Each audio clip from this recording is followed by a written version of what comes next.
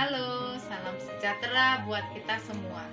Bertemu kembali dengan saya, Yosiana Mayasari, dengan NIM 17862060003 dari Prodi PGSD Angkatan 2017 STKIP Bina Insan Mandiri Surabaya. Saya akan memaparkan sejarah kurikulum di Indonesia dari tahun 1975, 1984, dan 1994 sebagai tugas mata kuliah kajian kurikulum dengan dosen pengampu Ibu Putri Kurnianing Tias, MPD.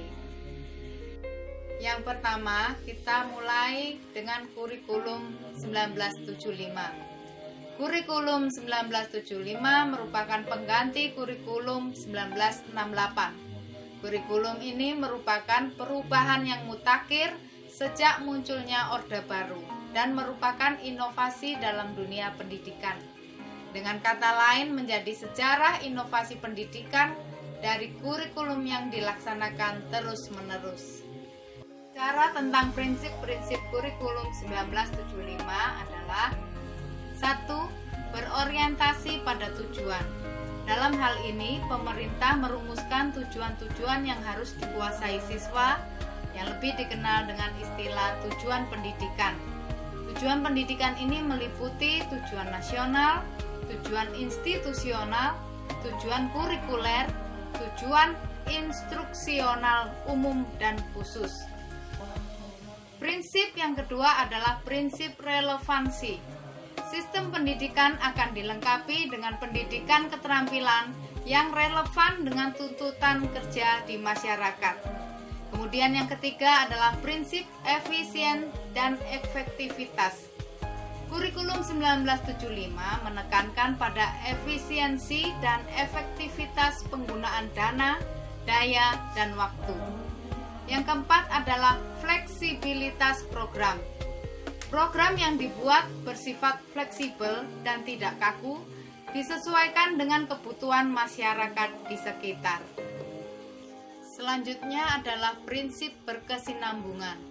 Setiap pokok-pokok bahasan dalam jenjang pendidikan hendaknya disusun secara berkesinambungan dan disesuaikan dengan kematangan dan perkembangan siswa. 6. Prinsip pendidikan seumur hidup. Hal ini tercantum dalam GBHN bahwa pendidikan berlangsung seumur hidup. Pendidikan para siswa tidak cukup hanya di sekolah saja, melainkan harus dilanjutkan di dalam masyarakat. Ciri dari kurikulum 1975 adalah sebagai berikut. Lebih efektif dan efisien dalam daya dan waktu, berorientasi pada tujuan pendidikan, sudah menggunakan pendekatan PBSI, adanya stimulus, respon, dan drill, menganut pendekatan integratif, mengharuskan guru menggunakan teknik penyusunan program, dan adanya sistem evaluasi. Kita beralih pada kurikulum 1984. Kurikulum ini disebut juga kurikulum 1975 yang disempurnakan. Kurikulum 1984 didasarkan pada tujuan pendidikan nasional yang tercantum dalam TAP MPR nomor 4/MPR/1978 dan TAP MPR nomor 2/MPR/1983. Kurikulum 1984 diprakarsai oleh Profesor Dr.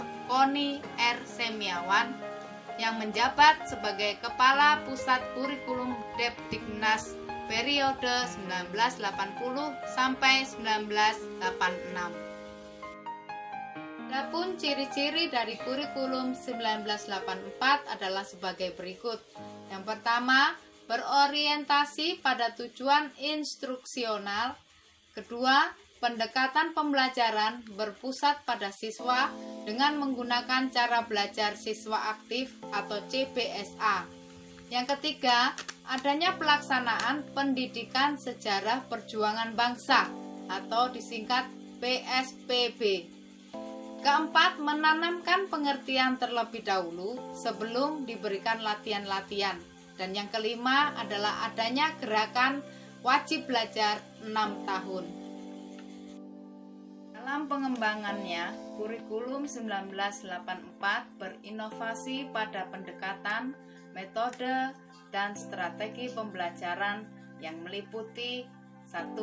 Model pengembangan yang berkesinambungan melalui pemetaan dan pengembangan kurikulum dengan pendekatan program pengembangan sistem instruksional.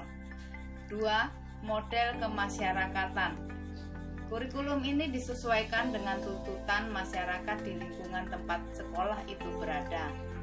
Model kemitraan. Kurikulum ini disesuaikan dengan keputusan Mendikbud dan instansi-instansi bidang tertentu. Nah, berikutnya kita akan membahas tentang kurikulum 1994. Apa itu kurikulum 1994? Kurikulum 1994 adalah seperangkat rencana atau peraturan yang menekankan pada cara belajar siswa aktif secara fisik, mental, intelektual, dan emosional guna memperoleh hasil belajar yang berupa perpaduan antara pengetahuan, sikap, dan keterampilan.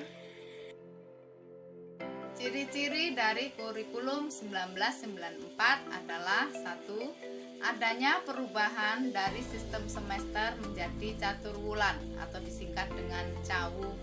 Yang kedua, pola pengajaran sudah berorientasi pada muatan isi. Yang ketiga, bersifat populis, yaitu memberlakukan satu sistem kurikulum untuk semua siswa di seluruh Indonesia. Dan yang terakhir adalah dalam pelaksanaan kegiatan pembelajaran, guru dituntut memilih dan menggunakan strategi yang melibatkan siswa aktif dalam belajarnya. Kita lihat dampak dan akibat dalam pelaksanaan kurikulum 1994. Ini berakibat 1. Beban belajar siswa terlalu berat karena banyaknya materi di setiap mata pelajaran. Yang kedua, materi pelajaran dianggap terlalu sukar dan kurang bermakna karena kurang relevan dengan tingkat perkembangan daya pikir siswa. Demikian paparan sejarah kurikulum di Indonesia dari tahun 1975, 1984, 1994. Kiranya dapat menambah wawasan kita tentang kurikulum dari masa ke masa. Terima kasih atas perhatiannya. Sampai jumpa.